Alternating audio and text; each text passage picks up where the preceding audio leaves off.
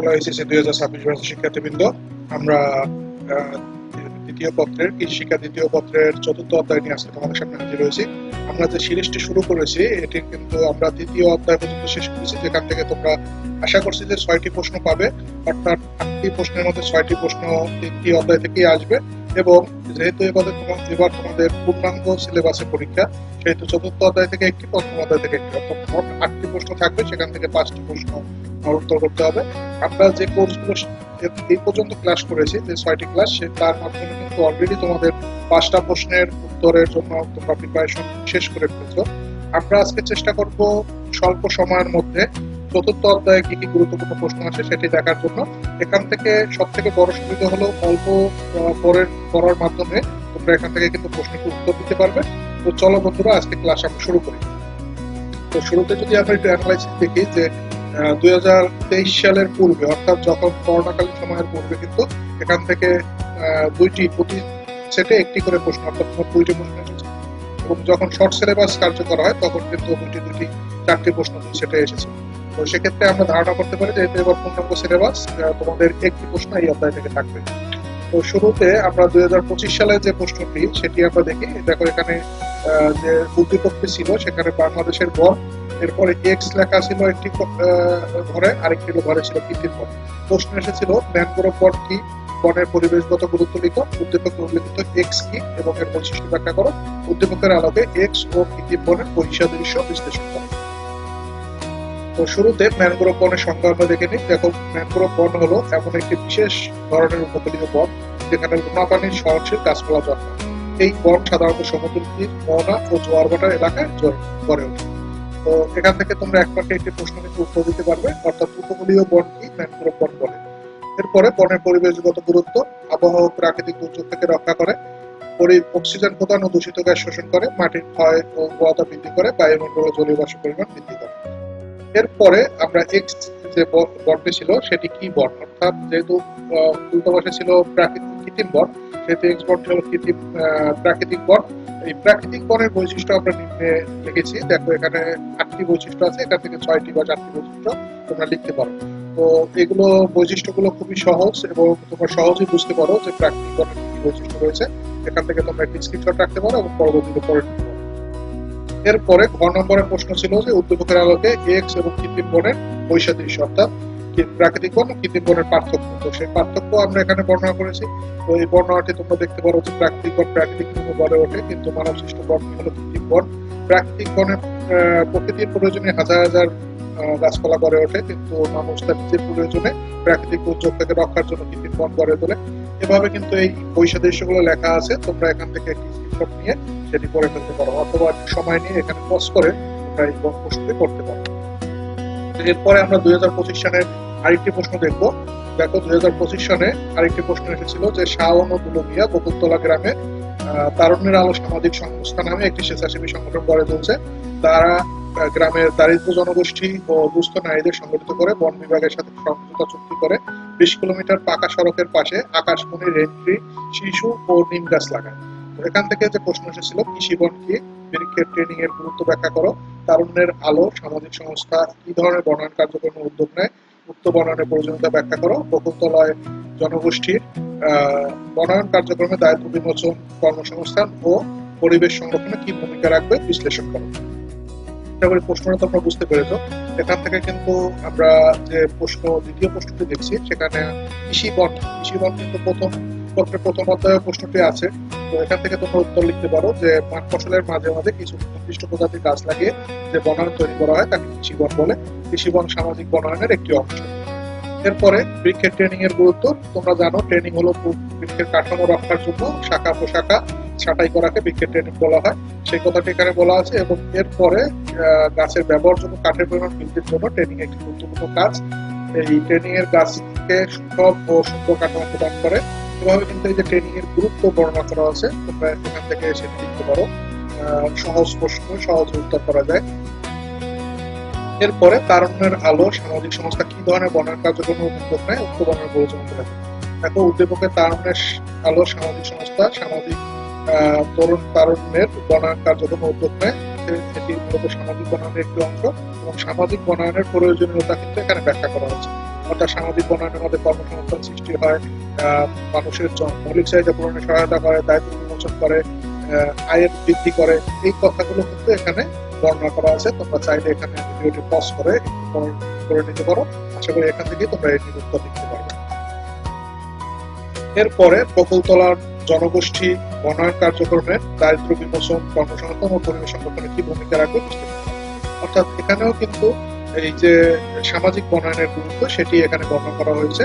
দেখো, কৃষির দ্বিতীয় পত্রে সামাজিক বনায়ন হলো জনসাধারণ নির্দিষ্ট দায়িত্ব সীমার নিচে বসবাসকারী গ্রামীণ জনগণের আর্থিক, সামাজিক ও বাস্তবিক সুবিধা নিশ্চিত করার লক্ষ্যে সাধারণ মানুষকে সম্পৃক্ত করে পরিচালিত বনায়ন। অর্থাৎ সামাজিক বনায়ন মূলত হলো আর্থিক সুবিধা দেওয়ার জন্য নিম্ন স্তরের বা দারিদ্র স্তরের মানুষকে সম্পৃক্ত করা বনায়নের সাথে।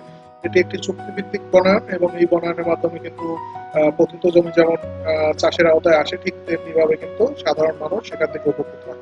এই কথাগুলো এখানে লেখা রয়েছে। অর্থাৎ 3টি পয়েন্টে দারিদ্র বিমোচন, কর্মসংস্থান, পরিবেশ সংরক্ষণে সামাজিক বনায়নের গুরুত্ব এখানে বর্ণনা করা হয়েছে।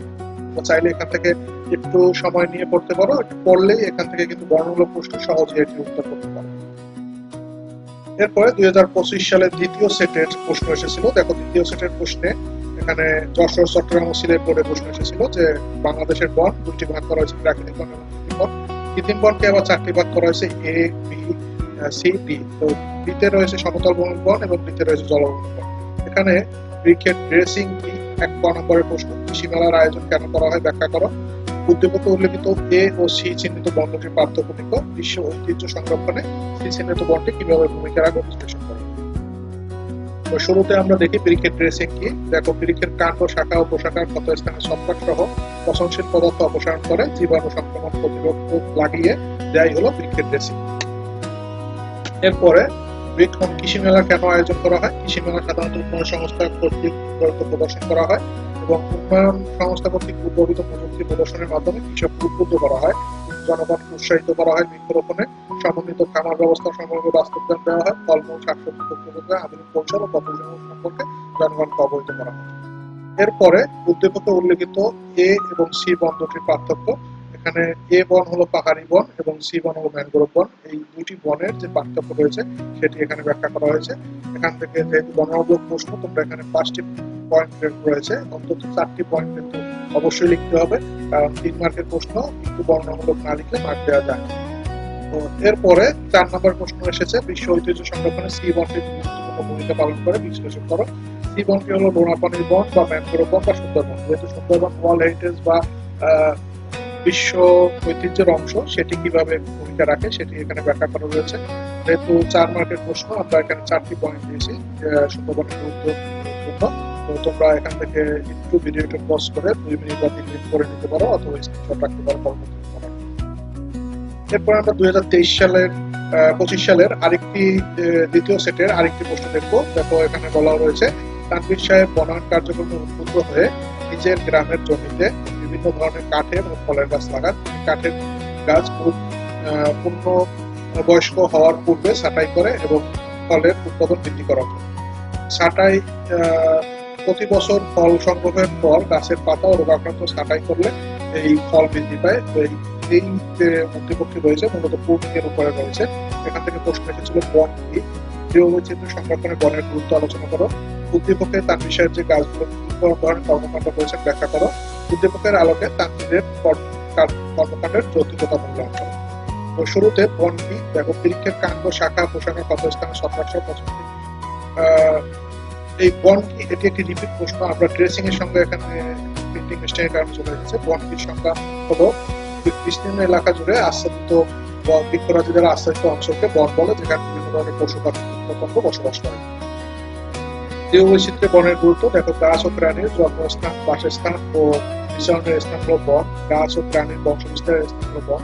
গাছ ও প্রাণীর বিলুপ্ত প্রতিহত করে বন। বিভিন্ন প্রজাতির বৃক্ষের উৎপত্তি ও সংরক্ষণের স্থান হলো বন। বিভিন্ন পোকামাকড়, কীটপতঙ্গের আশ্রয়স্থল এবং প্রজননের উপযুক্ত স্থান হলো বন। তো এভাবেই কিন্তু বন জীববৈচিত্র্য সংরক্ষণ করে। এরপরে তানভীর সাহেবের তার গাছগুলো কি ধরনের কর্মকাণ্ড করেছে ব্যাখ্যা করো। তো তানভীর সাহেব মূলত ট্রেনিং এবং প্রুনিং করেছে। তো ট্রেনিং হলো গাছের শাখা পোশাখা ছাঁটাইয়ের মাধ্যমে সুন্দর আকৃতি দেওয়া, আর প্রুনিং হলো ফল বৃদ্ধি করার জন্য। এখানে কিন্তু উত্তরটি দেওয়া রয়েছে, তো তোমরা এখান থেকে স্ক্রিনশট রাখতে পারো, অথবা একটু সময় নিয়ে যদি পড়ো তাহলে কিন্তু প্রশ্নটি সহজেই হয়ে যাবে। এরপরে উদ্দীপকের আলোকে তানভীর কর্মকাণ্ডের যৌক্তিকতা, এখানেও কিন্তু উচ্চতর দক্ষতার প্রশ্ন, একটু বর্ণনামূলক প্রশ্ন। আমি প্রতিবারই বলি যে বর্ণনামূলক প্রশ্ন একটু বড় করে লিখতে হবে এবং সহজে বোঝার জন্য শুরুতে জ্ঞানমূলক, পরে অনুধাবনমূলক এবং প্রয়োগমূলক অংশের পরে উচ্চতর দক্ষতা অংশ লিখতে হবে। এতে করে তোমাদের যে পূর্ণ মার্ক পাওয়ার সম্ভাবনা অনেকাংশে বেড়ে যাবে। তো এখানে উত্তরটি রয়েছে, তোমরা দেখতে পাচ্ছ। তো এখান থেকে সহজেই তোমরা উত্তরটি পারবে, আশা করি বুঝতে পেরেছো। এভাবে কিন্তু 2025 সালের প্রশ্ন আমরা দেখলাম। এরপরে আমরা 2023 সালের দুটি প্রশ্ন দেখবো। 2023 সালে কি ধরনের প্রশ্ন ছিল দেখো। আবুল হোসেন একজন নিঃস্বার্থ বৃক্ষপ্রেমিক, পেশায় তিনি ছিলেন বেসরকারি স্কুলের শিক্ষক। তার নেশা ছিল নিজাতে খালি জায়গায় বৃক্ষরোপণ করা। তিনি বাড়ি গিয়ে তালের বীজ সংগ্রহ করে তালের বীজ তার গ্রামের রাস্তার দুই ধারে রোপণ করতেন। তাল লাগানো তাল গাছগুলো অনেক বড় হয়েছে, এই গাছগুলো গ্রামের সৌন্দর্য বৃদ্ধি করেছে এবং গ্রামবাসী অনেক সুফল পাচ্ছে। মিডিয়াতে তার নাম ডাক প্রচার হয়েছে এবং তিনি এ সম্পর্কে কিছুই জানেন না, কারণ তিনি আজ বেঁচে নেই। তার রোপণ করা গাছপালা তার সম্মান বয়ে এনেছে। এখান থেকে যে প্রশ্ন এসেছে, ম্যানগ্রোভ বন কি? তোমরা জানো যে এটি একটি টিপিক প্রশ্ন, উত্তর আমরা দিয়েছি। ছাগল পালন লাভজনক কেন? এটি তৃতীয় অধ্যায়ের প্রশ্ন, এটির উত্তর তোমরা জানো, তৃতীয় অধ্যায় থেকে পড়ে নিতে পারো। উদ্দীপকে বর্ণিত আবুল হোসেনের কর্মকাণ্ডের গ্রামবাসী কিভাবে উপকৃত হয়েছে ব্যাখ্যা করো। আবুল হোসেন সার্বিক কার্যক্রমে যথাযথতা বিশ্লেষণ করো। দেখো, ম্যানগ্রোভ বনের সঙ্গে আমরা আগেই করেছি, এখানে আর দিব না। এবং ছাগল পালনের সঙ্গে আমরা ছাগল পালন আমরা দ্বিতীয় অধ্যায় করেছি। তো এখানে যে আবুল হোসেনের যে কার্যক্রম, সে কিভাবে গ্রামবাসী উপকৃত হয়েছে, মূলত গ্রামবাসী সামাজিক বনায়নের উপকার, এই তাল গাছ থেকে ভূমিক্ষয় রোধ, বজ্রপাত থেকে রোধ এবং মানুষের কর্মসংস্থান সৃষ্টি এবং আর্থিকভাবে উন্নতি, এই কথাগুলো এখানে বর্ণনা করা হয়েছে। এখান থেকে এই উত্তরটি লিখতে পারো। এরপরে সার্বিক কার্যক্রমের যথাযথতা, অর্থাৎ বনায়নে যে আবুল হোসেনের ভূমিকা, অর্থাৎ পরিবেশ সংরক্ষণে, জীববৈচিত্র্য সংরক্ষণে তার যে ভূমিকা, প্রাকৃতিক দুর্যোগ প্রতিরোধে, তো এগুলোই কিন্তু এখানে বর্ণনা করা হয়েছে। একটি বর্ণনামূলক প্রশ্ন, তোমরা এখান থেকে আরেকটু সুন্দরভাবে গুছিয়ে লিখতে পারো, এখানে দেখানো রয়েছে। তোমরা আশা করি বুঝতে পারছো। এরপরে 2023 সালে আরেকটি প্রশ্ন, কি প্রশ্ন এসেছিল দেখো। কামাল ও সোহেল বন্ধু কলেজ থেকে বাড়ি ফেরার পথে একটি মেলায় গেল। মেলায় বিভিন্ন স্টল ঘুরে দেখলো ফল, শাকসবজি চারা এবং কৃষি সম্পর্কিত বিভিন্ন কৃষি ফল পণ্যসামগ্রী স্টল দেখলো। কামাল গোলাপ ফুলের একটি টব আর সোহেল সবুজের একটি চারা। তো তোমরা বুঝতেই পারছো এটি কৃষি মেলা বা বৃক্ষ মেলায় তারা ভ্রমণ করেছে। এখানে যে প্রশ্ন এসেছিল, বনটি মাছ পচে কেন ব্যাখ্যা করো। উদ্দীপকে উল্লেখিত মেলার বৈশিষ্ট্য বর্ণনা করো। নতুন বনায়নের ক্ষেত্রে কামাল ও সোহেল দেখা মেলাটি কিভাবে ভূমিকা রাখে বিশ্লেষণ করো। তো শুরুতে বন কি দেখো, বনের সঙ্গে আমরা আগেও পেয়েছি, এটি একটি প্রশ্ন যে বন বলতে বৃহৎ আকৃতির বৃক্ষ দ্বারা আচ্ছাদিত বিস্তীর্ণ এলাকাকে বোঝায়, যেখানে প্রাকৃতিক বন্য পশু অন্যান্য জীব বসবাস করতে পারে। এরপর মাছ পচে কেন, এটি আসলে প্রথম অধ্যায়ের প্রশ্ন, সেখানে আমরা ব্যাখ্যা করেছি। এরপরে যে মেলাটি তারা পরিদর্শন করেছে সেটি হলো কৃষি ও বৃক্ষ মেলা। এর বৈশিষ্ট্যগুলো দেওয়া রয়েছে, 7টি বৈশিষ্ট্য। তোমরা এখান থেকে অন্তত 6টি বৈশিষ্ট্য লিখতে পারো, কারণ 3 ভাগের প্রশ্ন, একটু সুন্দর করে লিখলে পূর্ণ মার্ক পাওয়ার সম্ভাবনা থাকবে। এরপরে নতুন বনায়নের ক্ষেত্রে কামাল ও সোহেলের মেলাটি কিভাবে ভূমিকা রাখে বিশ্লেষণ করো। এটিও কৃষি ও বৃক্ষ মেলার গুরুত্ব, সেটি বর্ণনা করা রয়েছে। তোমরা এখান থেকে একটু সময় নিয়ে, অন্তত 3 থেকে 4 মিনিট সময় নিয়ে প্রশ্ন করতে পারো, তার মাধ্যমে বুঝতে পারবে এবং লিখতে পারবে। এরপরে রয়েছে ঢাকা রাজশাহী যে বোর্ড, সেই বোর্ডের 2023 সালের দ্বিতীয় সেটের যে প্রশ্ন সেটি রয়েছে। দেখো, এখানে বলা হয়েছে জীবন ও সুযোগ দুজনের উচ্চ মাধ্যমিক শ্রেণীর ছাত্র এবং ঘনিষ্ঠ বন্ধু তারা এতে বৃক্ষমেলা দেখতে যায়। মেলায় বিভিন্ন ফুল, ফল এবং ঔষধি গাছ দেখে তারা উদ্বুদ্ধ হয় এবং পরবর্তী লেখাপড়ার পাশাপাশি বিজ্ঞান মাস্টারি করে অর্থ উপার্জন করে। প্রথম প্রশ্ন ছিল জীববৈচিত্র্য কি, প্রাকৃতিক দুর্যোগ প্রতিরোধে বন কিভাবে ভূমিকা রাখে ব্যাখ্যা করো। উদ্দীপকে মেলার উদ্দেশ্য প্রয়োজনীয়তা ব্যাখ্যা করো। আত্মকর্মসংস্থান উদ্দীপকে বন্ধুদ্বয়ের উদ্যোগটি মূল্যায়ন করো। এখানে রয়েছে জীববৈচিত্র্য সংখ্যা। দেখো, এখানে বলা হয়েছে বিভিন্ন প্রকার উদ্ভিদ, প্রাণী ও অণুজীবের শক্তি উপস্থিতি, বিস্তৃতি ও পারস্পরিক সুষম সহ অবস্থানই হলো জীববৈচিত্র্য। জীববৈচিত্র্যের সংখ্যা কিন্তু তোমাদের জন্য গুরুত্বপূর্ণ, এটি বায়োডাইভার্সিটি কি সেভাবে আসতে পারে। তো উত্তর একই, তোমরা এখান থেকে কিন্তু সহজে লিখতে পারো, এক লাইনে একটি প্রশ্ন, সহজে তোমার পাওয়া যায়। এরপরে প্রাকৃতিক দুর্যোগ প্রতিরোধে বনের ভূমিকা। তোমরা জানো যে প্রাকৃতিক দুর্যোগ প্রতিরোধে যেমন সামুদ্রিক ঝড়, জলোচ্ছ্বাস, এতে কিন্তু বন ভূমিকা রাখে এবং খরা প্রতিরোধ করে। এই কথাগুলো এখানে বর্ণনা করা রয়েছে। তোমরা এখান থেকে লিখতে পারো এবং সহজে এটি মার্ক পাবে এবং এটি একটি সহজ প্রশ্ন।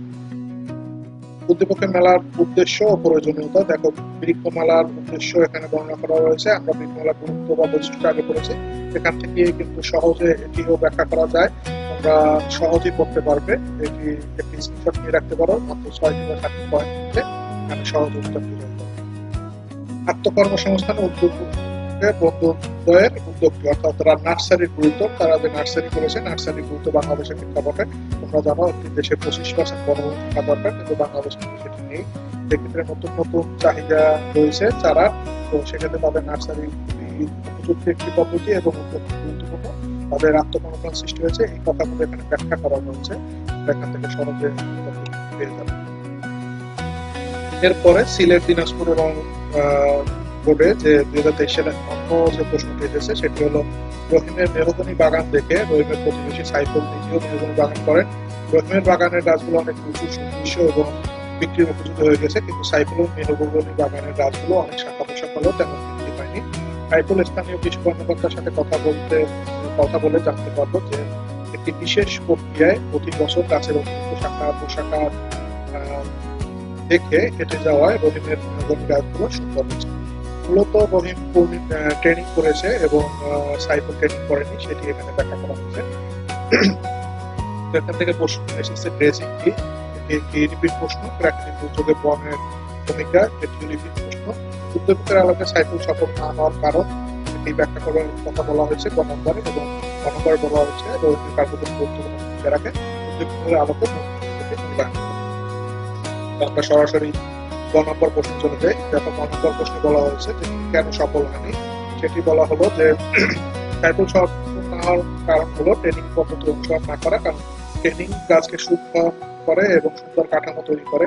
যেহেতু সাইফুল ট্রেনিং করেনি, সেহেতু তার গাছ সুন্দর হয়নি। এই কথাগুলোই এখানে বলা হয়েছে এবং ব্যাখ্যা করা হয়েছে। এরপরে 9 নম্বরে রয়েছে উদ্দীপকের আলোকে সাইফুলের 9 নম্বরের যে প্রশ্ন, সেখানে তোমরা জানো যে কিভাবে তারা সফল হয়েছিল রহিম, সেটির ব্যাখ্যা। মূলত ট্রেনিং এর কারণে, ট্রেনিং করার কারণে কিন্তু রহিম সফল হয়েছিল। রহিমের কার্যক্রম কেন গুরুত্বপূর্ণ, অর্থাৎ ট্রেনিং এর গুরুত্ব এখানে ব্যাখ্যা করা হয়েছে। তো আশা করি তোমরা বুঝতে পেরেছো। আমরা এই 4র্থ অধ্যায় এবং 5ম অধ্যায় খুব শর্ট করে সাজিয়েছি, কারণ এখান থেকে সহজে তোমরা একটি প্রশ্ন পেয়ে যাবে। যে প্রশ্নগুলো আমরা ব্যাখ্যা করেছি, এখান থেকে কিন্তু তোমাদের প্রশ্ন আসতে পারে। তো আশা করি এই প্রশ্নগুলো সলভ করার মাধ্যমে এবং একটু ভালোভাবে পড়লে এখান থেকে তোমরা একটি প্রশ্ন পাবে, 10 মার্কের প্রশ্ন। এবং কৃষি শিক্ষায় খুব সহজে ক্লাস পাওয়া যায়। তোমরা এই অল্প কয়েকদিনে যদি এই আমার যে কয়েকটি ভিডিও ক্লাস রয়েছে এইগুলো দেখলে প্রশ্ন সম্পর্কে ধারণা পাবে, এবং এর মাধ্যমে তোমরা যদি একটু বাসায় প্র্যাকটিস করো, তাহলে কিন্তু আমি নিশ্চিত যে তোমরা সকলেই ভালো ফলাফল করতে পারবে। তো সেই প্রত্যাশা রেখে আজকের মতো বিদায় নিচ্ছি। এর পরবর্তীতে আমাদের 5ম অধ্যায় থাকবে, এবং 5ম অধ্যায়ের পরে আমরা এই 5টি অধ্যায়ের জ্ঞান এবং অনুধাবনমূলক প্রশ্ন নিয়ে একটি ক্লাস সাজিয়েছি। তো সব মিলিয়ে আর মাত্র 2টি ক্লাসের মাধ্যমে দ্বিতীয় পত্রের কোর্সটি শেষ হবে। তো সেই পর্যন্ত বিদায় নিচ্ছি। সকলকে ধন্যবাদ। আশা করি পরবর্তী ক্লাসের সাথে থাকবে। সকলের সুস্বাস্থ্য কামনা করে আজকের মতো বিদায় নিচ্ছি। ধন্যবাদ সকলকে।